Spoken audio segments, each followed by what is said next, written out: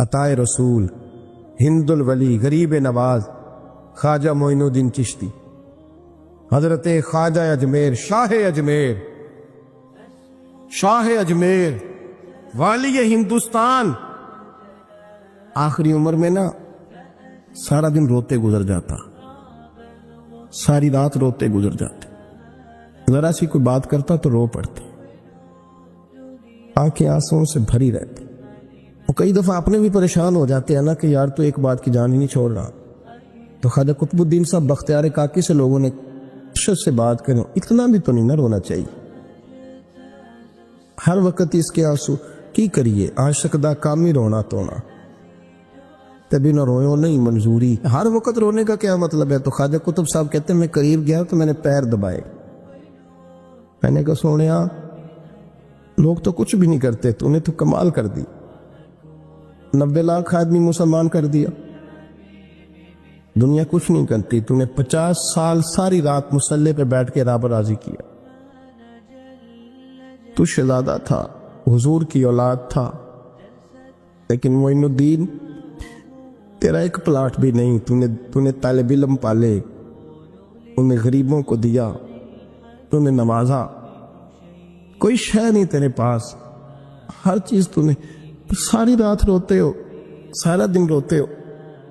خواجہ قطب الدین صاحب کہتے ہیں میں نے جب عرض کیا تو خواجہ صاحب مجھے گلے لگا لی، چیخ مار کے روئے، کہنے لگے قطب الدین پتر داڑھی سفید ہو گئی، جانے کا وقت آ گیا، جو تو نے نیکیاں گنوائی ہیں وہ ہیں صحیح میرے پاس، پر یار کی بارگاہ میں پیش کرنے کے قابل ایک بھی نہیں. تو بارگاہ تو دیکھ کتنی بڑی ہے، رسول کریم کی بارگاہ میں پیش کرنے کے قابل ان میں سے ایک بھی نہیں. تو آستانہ دیکھ کتنا بڑا ہے، کیا پیش کروں گا، کیا عرض کروں گا حضور کی بارگاہ میں، کس طرح. وہ یار جو بڑے تھے وہ تو ڈرے ہوئے تھے، سہمے ہوئے تھے، وہ تو بڑی بڑی آزمائش میں تھے، لیکن میرا اور آپ کا رٹا 2 نمازیں پڑھ کے 6 نمازوں کا دعویٰ کرنا اور لمبی چوڑی کہانیاں بنانا اور اپنے منہ سے اپنی تعریفیں کرنا، اس سے تھوڑا باہر آئیں. رزق بھی میرا اللہ ہی دیتا ہے، علم بھی اللہ دیتا ہے، رزق بھی. حضرت سیدنا امام اعظم ابو حنیفہ رحمۃ اللہ تعالی علیہ کے ساتھ ایک شخص کہتا میں نے نماز پڑھی تو عشاء کی نماز تھی. یہ جو لوگ بڑے ہوتے ہیں نا، جن کے پیار کرنے والے بڑے ہوتے ہیں، ان کے گرد خوف بھی بڑا ہی ہوتا ہے، انہیں بڑا ڈر لگتا ہے، بڑی بعض اوقات آزمائش ہوتی ہے. عشاء کی نماز کہتے پڑھی تو امام صاحب نے نا عشاء کی نماز میں تلاوت کی آیتیں فَمَن يَعْمَلْ مِثْقَالَ ذَرَّةٍ خَيْرًا يَرَهُ وَمَن يَعْمَلْ مِثْقَالَ ذَرَّةٍ شَرًّا يَرَهُ. فرمایا جو ذرہ برابر خیر کرے گا وہ بھی قیامت میں دیکھے گا، اور جو ذرہ برابر شر کرے گا وہ بھی قیامت میں اس شر کو دیکھے گا، اس کے سامنے آئے گا.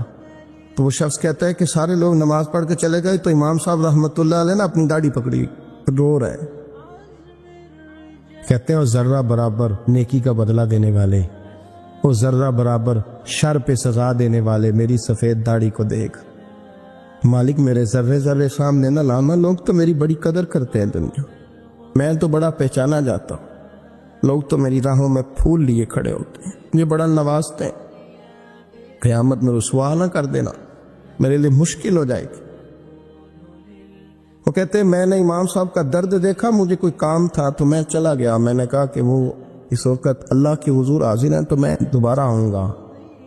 کہتے ہیں میں تہجد کا وقت آیا تو امام صاحب وہیں بیٹھے تھے اور ان کی داڑھی آنسوؤں سے بھری ہوئی تھی اور زور سے داڑھی پکڑی ہوئی، کہنے لگے مالک رسوا نہ کر دے، قیامت میں رسوا نہ کر دے.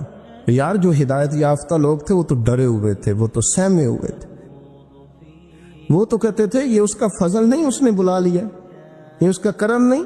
حضرت باعزید بستامی کسی کافر کو دیکھتے تو رو پڑتے، کہتے مالک تو کتنا قریب ہے، یہ بے ایمان رہ گیا، تو نے اپنے فضل سے مجھے اپنے نبی کا غلام بنا لیا. وہ رو پڑتے. یہاں تو لوگوں کا دعویٰ ہی بڑا ہے. نمازی اللہ خیر فرمائے وہ تو دوسروں کو گھورتا ہے، وہ کہتا ہے جنت کا میں مالک ہوں، کنجیاں میرے پاس ہیں، میں کسی اور کو گھسنے نہیں دوں گا. اور اگر 2-3 حج کر لے تو پھر تو وہ کہتا ہے کہ اب میرے سے پوچھ کے لوگ جنت میں جائیں گے معاذ. اور اگر وہ 2 4 5 7 دفعہ کوئی نفل پڑھ لے تو پھر وہ کہتا ہے چھوڑیں جی سارے لوگ بے عمل ہیں، میں اکیلا نیک ہوں. نہ ایسا کرے، اپنی توجہ اپنے رب پہ رکھے. جب یہ نظریہ بن گیا، جب یہ ذہن بن گیا کہ پیدا اللہ نے کیا ہے، دینا اللہ نے ہے، عطا کرنے والا اللہ ہے، نوازنے والا اللہ، تو پھر ساری توجہ دنیا داروں کی طرف رکھنا، میں اللہ والوں کی طرف توجہ رکھنے کا قائل ہوں، لیکن وہ بھی کوئی آستانہ ہے کہ جہاں حق مرشد کا نعرہ تو بڑا لگے پر رب کا نام ہی نہ سننے کو ملے۔ یہ بھی کوئی بات ہوئی کہ جہاں یہ تو نعرہ زور سے لگے کہ جیوے جیوے مرشد جیوے، لیکن استغفار کا درس ہی نہ ملے، یا ہر وقت یہ بتایا جائے کہ یہاں آ گئے تو بچ گئے۔ کیسے بچیں گے؟ میرے رسول پاک علیہ السلام کا دروازہ سب سے بڑا دروازہ ہے، لیکن میرے دوستو یاد رکھنا، نبی پاک علیہ السلام نے بھی لوگوں کو جب رستہ دکھایا ہے تو رب کریم کا رستہ دکھایا ہے۔ میرے رسول کریم سید عالم صلی اللہ تعالی علیہ وسلم نے لوگوں کی اللہ کی جانب توجہ کرا۔ یہ بات کو اچھے طریقے سے سمجھیے گا، علم اللہ تبارک و تعالی عطا کرتا ہے تو اسے اللہ کی عطا ہی سمجھنا چاہیے۔ کچھ لوگوں کے پاس علم ہوتا ہے پر علم نافع نہیں ہوتا، وہ ٹامک ٹوئیاں مارتے رہتے ہیں ساری زندگی۔ علم کو اللہ کی عطا سمجھیں، اپنی عقل پر اپنے شعور پر زیادہ بھروسہ نہ سمجھیں، نظر اللہ پہ رکھیں۔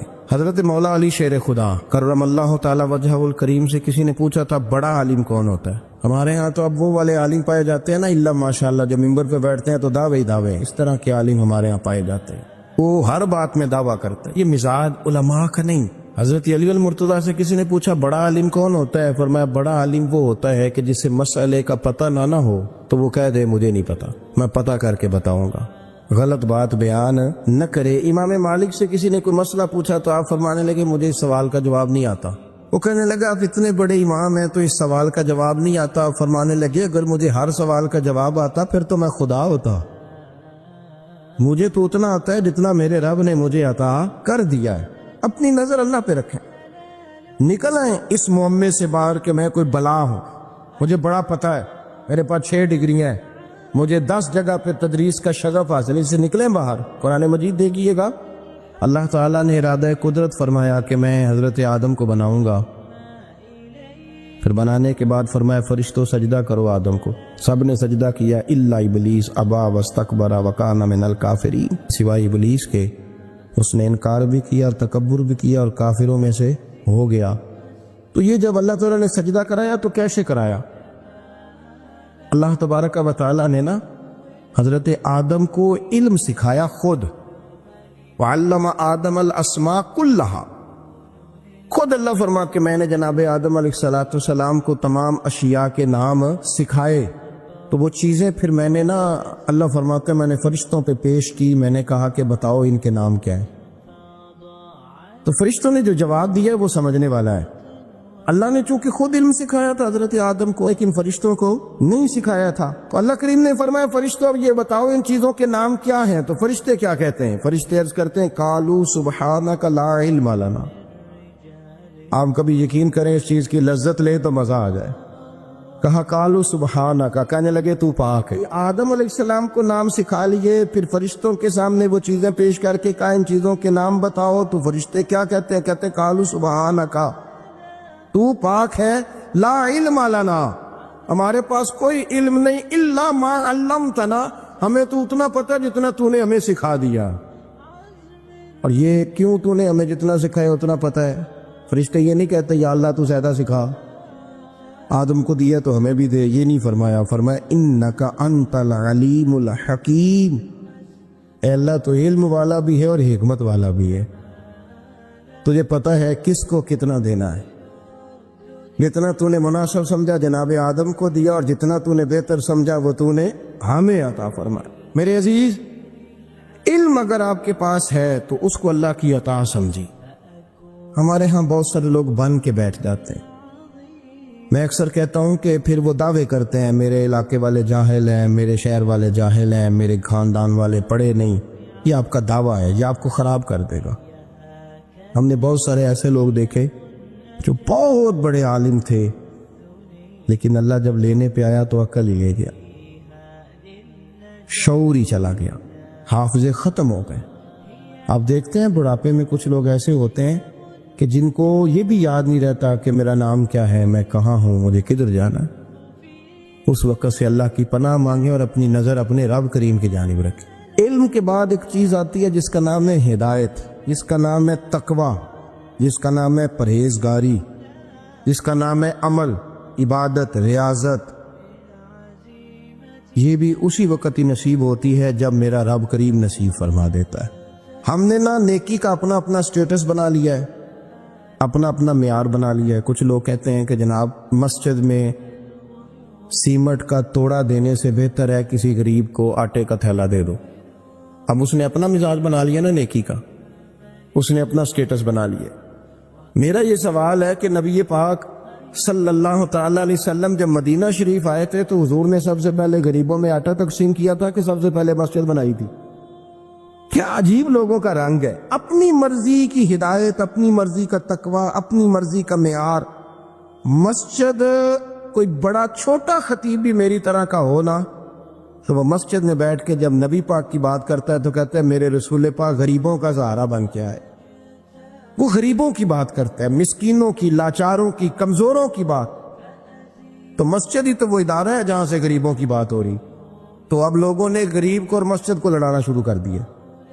اس کو لڑاؤ کہ مسجد میں پیسے دینے سے بہتر ہے آپ غریب کو آٹے کا تھیلا دے دیں۔ آپ یہ کیوں نہیں کہتے کہ مسجد میں بھی آپ تھوڑا دیں ایک سیمٹ کا اور ساتھ غریب کو بھی خدمت کریں؟ یہ کیوں نہیں تقوی؟ اپنی اپنی مرضی کا مزاج، اپنی اپنی۔ کچھ لوگ کہتے ہیں چھوڑو جی، ساری زندگی انسان نماز پڑھتا رہے اور پھر گالیاں بھی دیتا رہے، بندہ داڑھی بھی رکھ لے اور جھوٹ بولنا بھی نہ چھوڑے۔ تو یہ آپ نے اپنے پاس سے تقوی کا معیار بنایا۔ گالی دینے کا گناہ ہے اور داڑھی رکھنے کا ثواب ہے۔ تو اگر آپ داڑھی رکھے ہوئے ہیں اور آپ کوئی غلطی کر رہے ہیں تو اس سے آپ کی داڑھی کا ثواب ختم ہے۔ آپ کوئی غلطی کر رہے ہیں، داڑھی کا ثواب اس سے ختم ہے، وہ اپنی جگہ پہ قائم ہے چیز۔ اپنی مرضی کا کیوں تقوی کا معیار بناتے ہیں؟ تقوی کا مزاج اپنی مرضی کا نہ بناؤ۔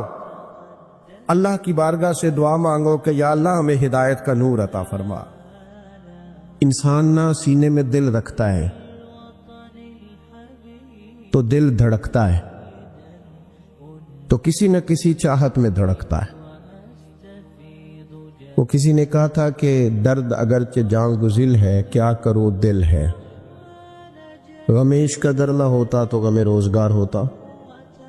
چلو عشق کا غم نہ صحیح، روزی روٹی کا ہی صحیح، دل میں غم ضرور رہتا ہے۔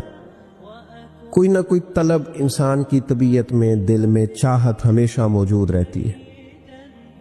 کچھ لوگ اس بات کو مانتے ہیں، کچھ نہیں مانتے۔ کچھ لوگ شہرت سے پیار کرتے ہیں، ماننے کو تیار نہیں ہوتے۔ کہہ دیا جائے نا کہ میں وہاں بھی گیا تھا، لوگ آپ کا ذکر کر رہے تھے تو ان کا دل ٹھنڈا ہو جاتا ہے۔ کچھ لوگ تعریف سے محبت کرتے ہیں، اللہ معاف کرے جب تک کوئی دو چار لوگ خوش آمد نہ کریں ان کی طبیعت ٹھیک ہی نہیں رہتی ہے۔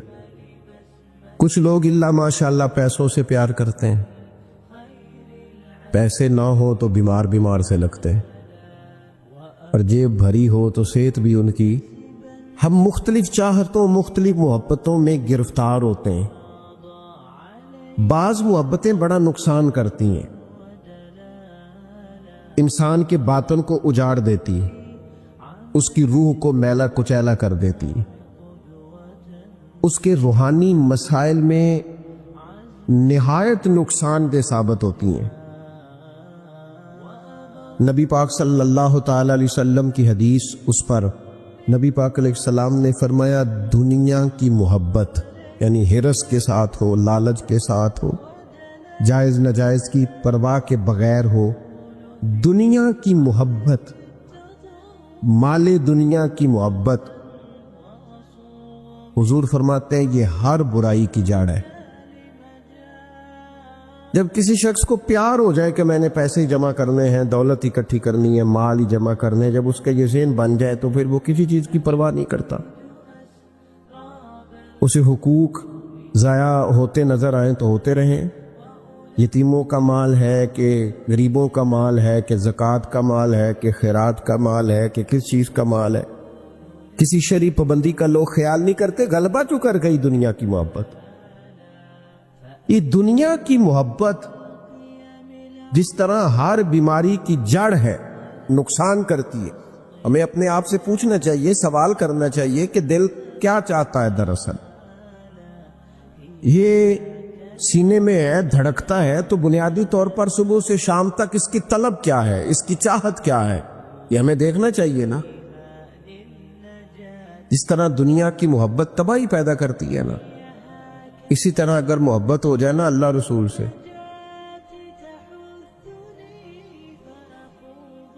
رب رسول سے ہو جائے پیار، تو بھوک بھی بڑا ہی مزہ دیتی ہے۔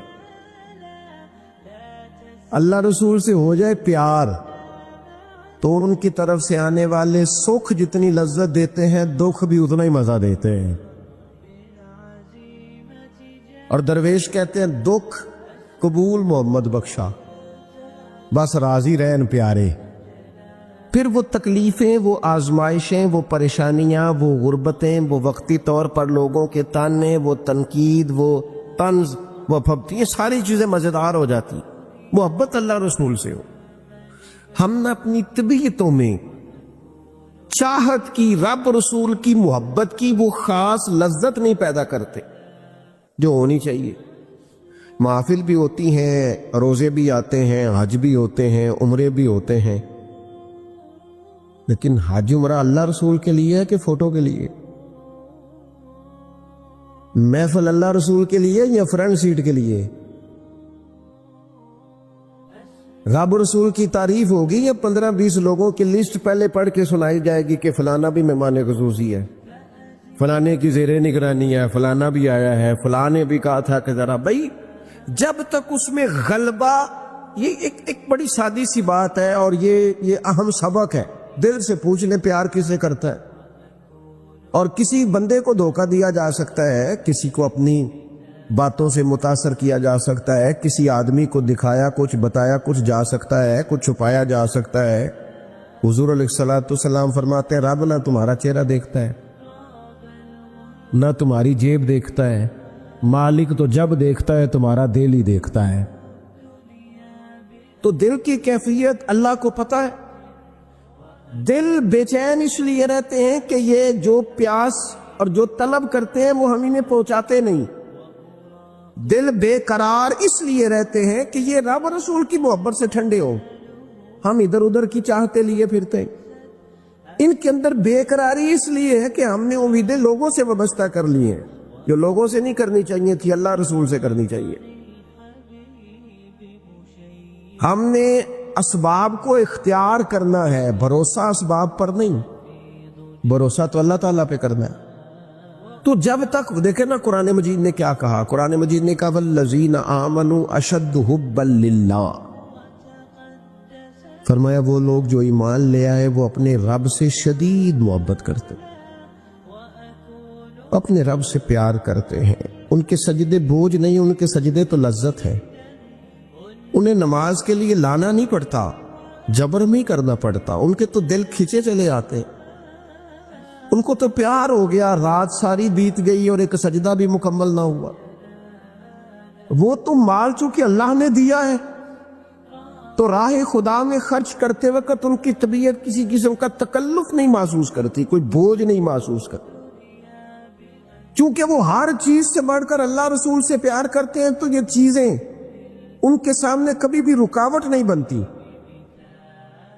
اور دل میں سب سے زیادہ محبت اللہ کی، اور جہاں تک تعلق ہے میرے رسول پاک کا، اللہ کریم نے فرمایا النبی اولیٰ بالمؤمنین من انفسہم، فرمایا یہ جو نبی ہے نا یہ تو مومنوں سے ان کی جانوں سے بھی زیادہ قریب ہے۔ تو ہر وقت دل کی دھڑکنوں میں، روح کی ٹھنڈک میں، قلب میں، دل میں، روح میں، ذہن میں جو چیز ہر وقت سمائی ہے نا مومنوں کے، وہ رسول پاک کی ذات ہے۔ اگر رات ساری بندہ یہی سوچتا رہے کہ سویرے یار کس طرح کام چلانا ہے، پیسے کیسے آئیں گے، جو میرے پاس 2 لاکھ ہے اسے 6 کیسے کرنا ہے، اور یہ 6 ہے یہ 12 کیسے ہو سکتا ہے، اور جناب یہ دنیا میری کیسے آگے بڑھ سکتی ہے، اور یہ جو پلاٹ پڑا ہے نا میرے گھر کے بالکل سامنے، کیسے کچھ چکر چلے کہ میرا ہو جائے، گاڑی ہے ذرا چھوٹے ٹائروں والی بڑے ٹائروں والی کیسے آ سکتی ہے۔ اگر 24 گھنٹے منصوبہ بندی دنیا حاصل کرنے سے دین منع تھوڑا کرتا ہے۔ حضور نے تو فرمایا محنت کر کے کمائی کرنے والا اللہ کا دوست ہے، منع نہیں ہے، لیکن ہر وقت اسی گنتی میں رہنا، اسی کے شمار میں رہنا، الجھ جانا اور جو اصل چیز تھی اس کو چھوڑ جانا۔ ہم نا نیکی کرتے ہیں، مومن ہوتے ہیں، لیکن اس کی لذت نہیں پاتے۔ یعنی اگر نماز پڑھ کے بھی بندہ قرار نہ حاصل کرے، اگر وہ خیرات کر کے بھی اس کی ٹھنڈک نہ محسوس کرے، مسجد آ کے، محفل کرا کے، محفل میں بیٹھ کے، پھر بھی اس سے کوئی روحانیت نہ پا سکے، اس نے بیسیوں علماء سنے، اس نے درجنوں خطباء سنے، اس نے ساری زندگی گزار دی، لیکن اس کے دل کی کیفیت ہی نہ بدلی، وہ لذت خاص ہی اسے نصیب نہ ہو، تو پھر اسے سوچنا چاہیے نا کہ دل میں نا اللہ تعالیٰ نے نا ہر چیز دو دو بنائی ہے، ہونٹ دو، آنکھیں دو، کان دو، ہاتھ دو، پیر، دل اللہ نے ایک ہی بنایا۔ یہ نہیں ہو سکتا کہ چلو ایک طرف مجھے رکھ لو، ایک طرف کسی اور کو رکھ لو، دل ہی ایک بنایا ہے۔ وہ کہتا ہے بس دل ایک ہے تو رب رسول ہی رہیں گے، اس میں ادھر ادھر کی چاہتے نہ لے آنا، جب تک دل کے اندر پوری طور پر اللہ رسول کی، بخاری مسلم میں حدیث ہے، نبی پاک علیہ الصلوۃ والسلام نے فرمایا اگر تم چاہتے ہو نا تمہیں ایمان کی لذت نصیب ہو، آپ زیادہ غور کریں میری بات پر، ایک ہے کھانا، ایک ہے مزیدار کھانا، ایک ہے مومن ہونا اور ایک ہے مومن ہونے کا مزہ آنا، لذت نصیب ہونا کہ میں صاحب ایمان ہوں۔ فرمایا اگر تم چاہتے ہو کہ تمہیں ایمان کی لذت نصیب ہو، یہ حدیث آپ نے بھولنی نہیں، بخاری مسلم میں، اگر چاہتے ہو کہ ایمان کی لذت نصیب ہو تو تین کام کرو۔ یا رسول اللہ صلی اللہ تعالی علیہ وسلم کون کون سے؟ حضور فرمانے لگے پہلا کام یہ کرو کہ ہر چیز سے بڑھ کر اللہ رسول سے محبت کرو۔ لیکن یہ نیرا نعرہ نہیں لگانا، یہ غور کرنا ہے، پیسوں پر اچھی طرح غور کر کے سوچ لینا ہے کہ پیسے زیادہ پیارے ہیں کہ اللہ رسول، یہ غور کر لینا۔ یہ جو جھوٹی انا کے بت بنائے ہوئے نا، میری عزت، میری برادری، میری افسری، میرا قبیلہ، میری کرسی، یہ غور کر لینا ہے کہ کرسیاں زیادہ پیاری ہیں، اقتدار زیادہ پیارا ہے کہ اللہ رسول۔ ایک طرف رسول اللہ کی شریعت اور ایک طرف تیری برادری کے رسم و رواج، لیکن شادی والے دن رسم و رواج جیت گئے، کدھر گئی تیری محبت رسول؟ وہ صرف محفل والے دن تھی، ربیع الاول شریف میں تھی۔ ہم تو دیندار سمجھتے ہی اس کو ہیں جس کے گھر میں شادی ہو تو پتہ چلتا ہے کتنا دیندار ہے، محفل میں تو سارے دیندار ہوتے ہیں، یہ تو پتہ ہی تب چلتا ہے جب کسی کا انتقال ہو جائے یا گھر میں کوئی خوشی آئے کہ اب یہ کتنا دیندار ہے، اب پتہ چلے گا، مسجد میں تو سارے دیندار ہیں۔ فرمایا اگر چاہتے ہو کہ لذت ایمان نصیب ہو تو ہر چیز سے بڑھ کر اللہ رسول سے پیار کرو، اور دوسرا فرمایا جس سے بھی پیار کرو نا اللہ رسول کی رضا کے لیے کرو، شکریہ کا تکلف بھی چھوڑ دو، وہ میرا احسان مانے گا یہ بھی چھوڑ دو، میری تعریف کرے گا یہ بھی چھوڑ دو، فقط اللہ رسول کی رضا کے لیے رشتے بنانے شروع کرو، مومن ہونے کا مزہ آئے گا۔ جتنے ہم شکوے کرتے ہیں نا رشتہ داروں کے، بھائیوں کے، قبیلوں کے، برادریوں کے، یہ سارے ختم ہو جائے اگر ہم محبت اللہ رسول کی وجہ سے کرنی شروع کر دیں۔ اگر بنیاد اللہ رسول کی رضا ہو تو ہماری طبیعتوں میں کسی کے لیے نفرت پیدا نہ ہو، بے ادبی پیدا نہ ہو، کوئی ایسا ماحول نہ ہے۔ کیوں کہ ہم ڈائریکٹ پیار ہی نہیں کرتے، ہم جس سے بھی پیار کرتے ہیں درمیان میں رب رسول کو رکھ کے کرتے ہیں، اور حضور فرماتے ہیں قیامت کے دن رب اعلان کرے گا، اللہ فرمائے گا وہ کہاں ہیں جو دنیا میں میری رضا کے لیے آپس میں پیار کرتے تھے؟ یا اللہ کیا ملنے والا ہے؟ اللہ فرمائے گا آج میرے عرش کے سائے کے علاوہ سایہ کوئی نہیں، جو دنیا میں میری رضا کے لیے آپس میں پیار کرتے تھے انہیں آج میں اپنے عرش کا سایہ عطا کروں گا۔ تو اگر ایمان کی لذت چاہتے ہو، ایک تو ہر چیز سے بڑھ کے اللہ رسول سے پیار کریں، ایک جس سے بھی پیار کریں اللہ رسول کے لیے کریں، اور دوسرا فرمایا مومن ہونے کے بعد، کلمہ نصیب ہونے کے بعد، ایماندار ہونے کے بعد کفر کی طرف جانا اتنا ناپسند کرے، اتنا ناپسند کرے جتنا کوئی آگ میں جانا ناپسند کرتا ہے۔ اتنا ناپسند کریں. اگر یہ ذہن بن گیا پھر لذت نصیب. میں آپ سے عرض کروں میرے عزیزوں، ہم نا تھکی سی زندگی گزارتے ہیں، بور سا وقت گزارتے ہیں، الجھے ذہن رہتے ہیں، بکھری سوچیں رہتی ہیں، ٹوٹے خیالات، پختگی نہیں باتوں میں، مضبوط نہیں افکار. کسی نے مشورہ دیا تو 10 منٹ کچھ اور سوچ لیا، اگلے سے بات کی تو پھر پچھلے کی بات ختم ہو گئی. اپنی زندگی میں مضبوطی نہیں. او خدا کے بندو، ہمیں تو ایک سادہ سا اسلوب دے دیا گیا ہے کہ تم ہر چیز سے بڑھ کے رسول پاک سے محبت کرو.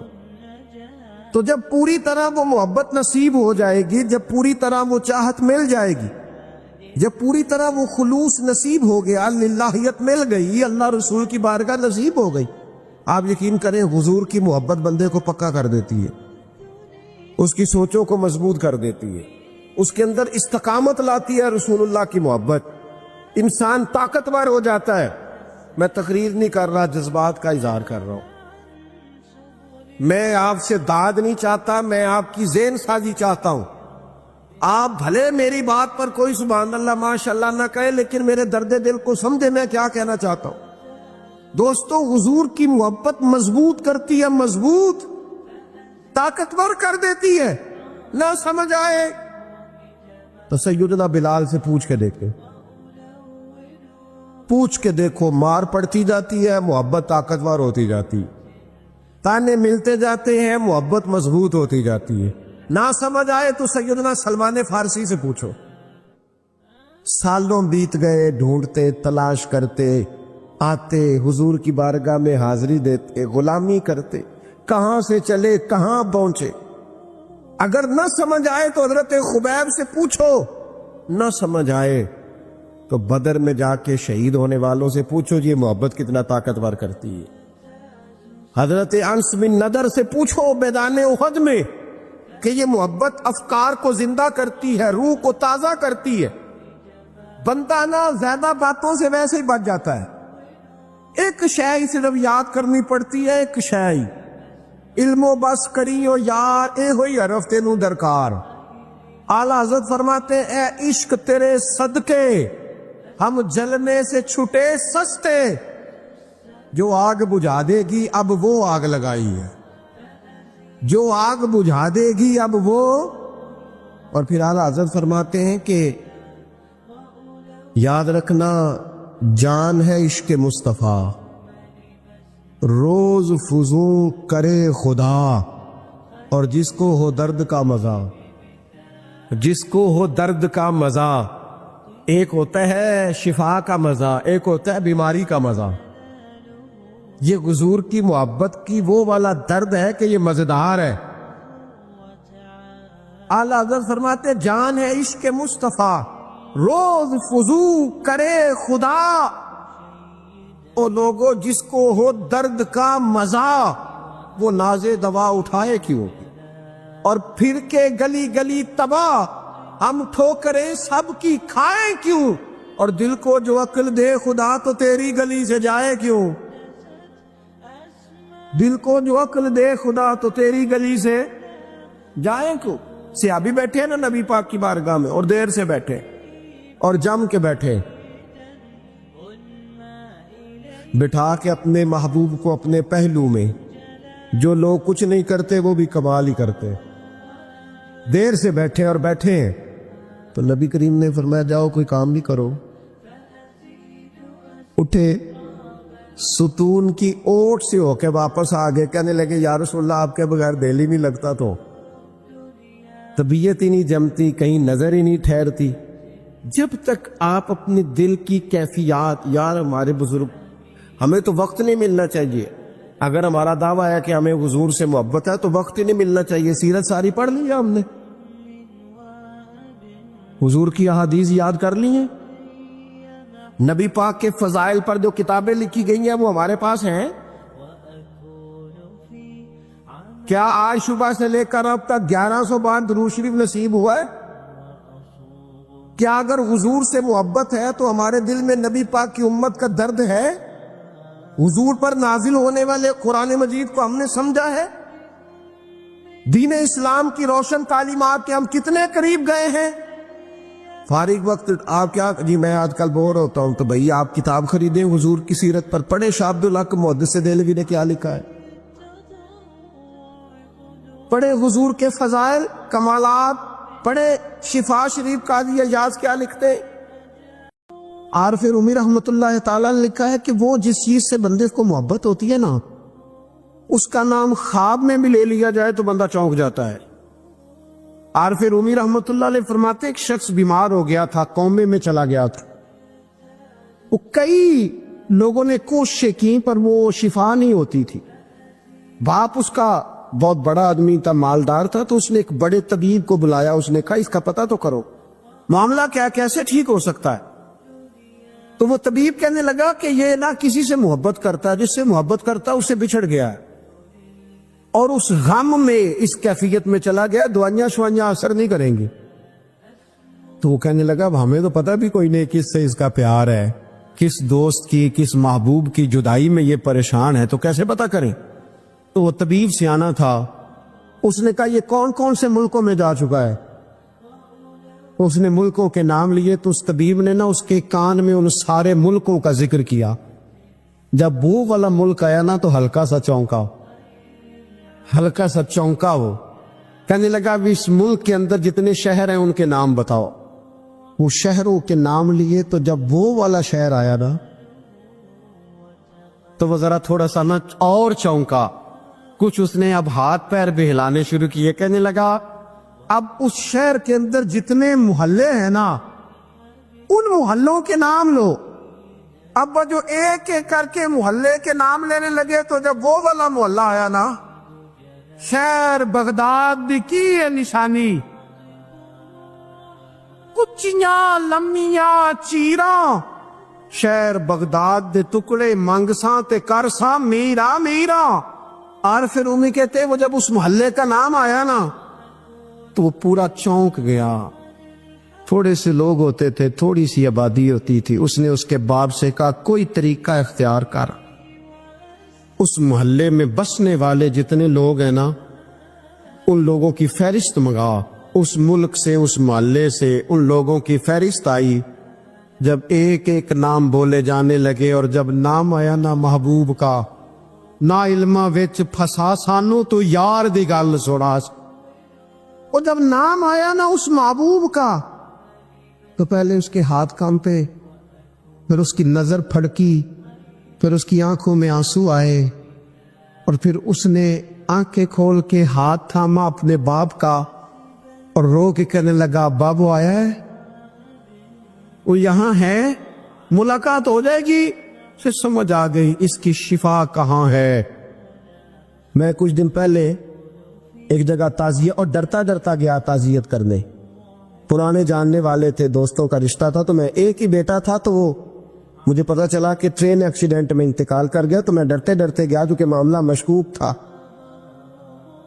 اور جب میں تعزیت کے لیے اندر پہنچا تو ہمارے جو انکل تھے جن کا میرے دوست تھے، وہ ان کے کچھ عزیز کہنے لگا کہ حضرت جی آپ کے ساتھ والے باہر جا سکتے ہیں؟ تو میں نے کہا چلے جاتے۔ میں دوستوں کو گاڑی میں بھیج دیا، اور جب میں نے اس سے بات چیت کی، کہنے لگا میرا بیٹا ایکسیڈنٹ تو میں نے بنایا، وہ تو خودکشی کر کے مرا ہے۔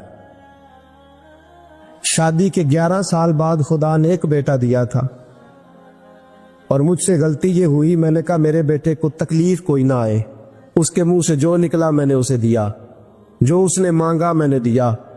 کہتا ہے جو شخص 16,000 مہینے کا کمائے اور بیٹے کو 40,000 کا موبائل خرید کے دے، کہتے میں نے ہر سہولت اسے دی۔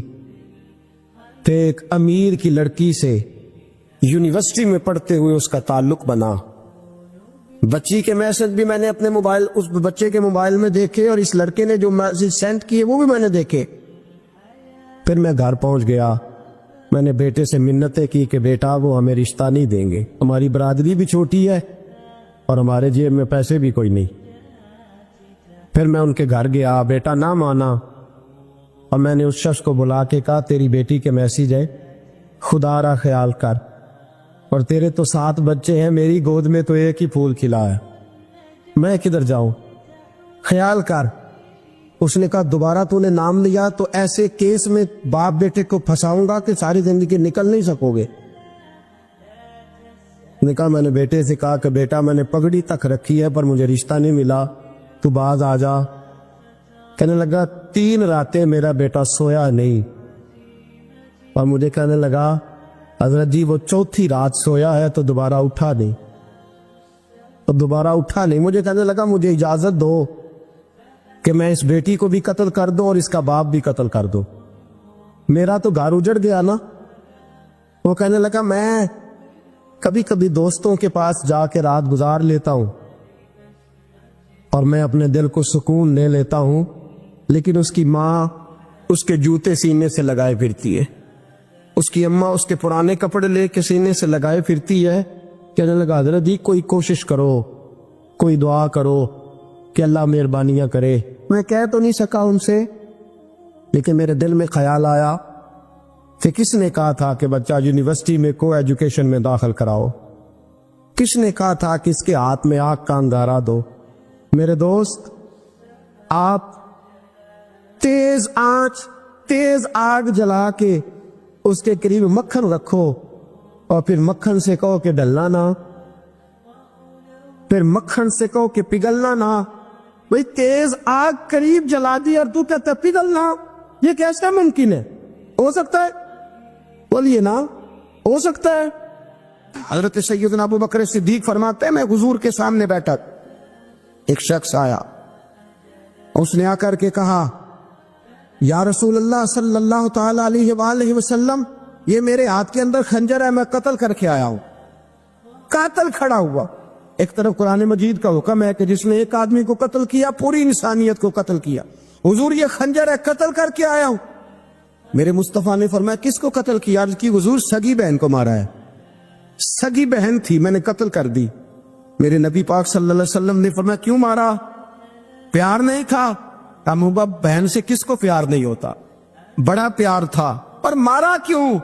تو صحابی رونے لگے، کہنے لگے محبوبہ میں بڑا پیار کرتا تھا، پر وہ کافرہ تھی، مشرکہ تھی، بڑا پیار کرتا تھا، جب بھی اس کے پاس جاتا وہ آپ کے بارے میں بات چھیڑ دیتی، میں اس کو کہتا سارا کچھ کر لے میرے نبی کے بارے میں بات نہ کرانا، میں ہر شے سہ لیتا، پر مصطفیٰ کریم کی ذات کے بارے میں کوئی بات برداشت کرنے کی طاقت نہیں رکھتا، یہ والا جملہ نہ کہنا۔ میں اس کو روکتا، منع کرتا، وہ باز نہ آتی۔ کہتے ہیں آج اس نے اتنی سخت بات کی کہ میں اس کا گلا کاٹ آیا ہوں، قتل کر دیا ہے۔ حضور میرے لیے حکم کیا ہے؟ تو نبی پاک نے فرمایا جا تیرے اوپر کوئی سزا نہیں، تو نے جو کیا ہے اچھا ہی کیا ہے، نہیں اچھا کر ڈالا ہے جو تو نے کیا ہے۔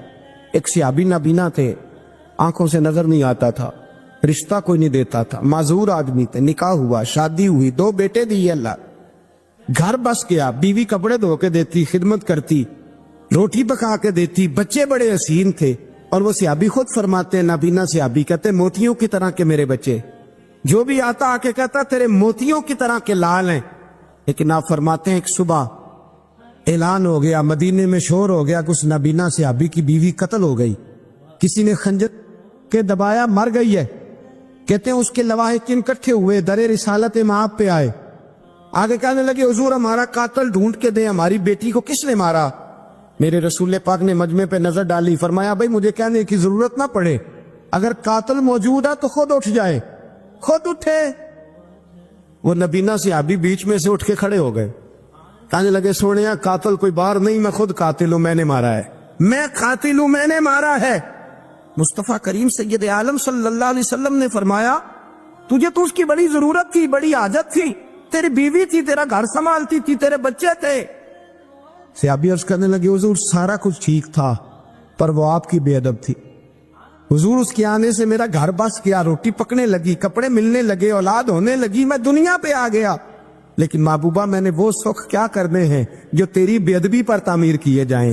یا رسول اللہ مجھے کیا حاجت اس چیز کی جس میں آپ کا پیار ہی نہ ہو، یا رسول اللہ آپ کی محبت ہی نہ، حضور میں نے قتل کر ڈالا ہے، مجھے بیوی نہیں چاہیے، مجھے وہ والی چاہیے جس کی زبان پر رسول اللہ کے نام کے ترانے ہو، جو حضور کی محفل کرنے والی ہو، نعت پڑھنے والی ہو، جو نبی پاک علیہ السلام کی ازواج کا، اولاد کا، بیٹیوں کا ذکر کرنے والی، مجھے وہ بی بی نہیں چاہیے جو بی بی بے ادبی کرے۔